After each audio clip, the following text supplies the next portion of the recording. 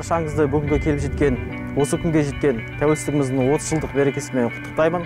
Және осы келе жатқан 6 шілде Астана күнімен құттықтай отыра, дендеріңізге саулық, отбасыларыңызға амандық тілейміз.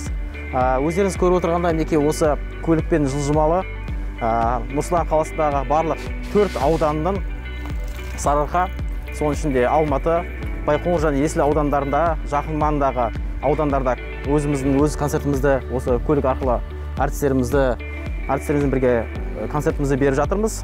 Бүгінгі концертіміз Көктал бір шағын аудандамыз. Алдағы уақытта осы мерекелік іс-шаралар жалғасын табады.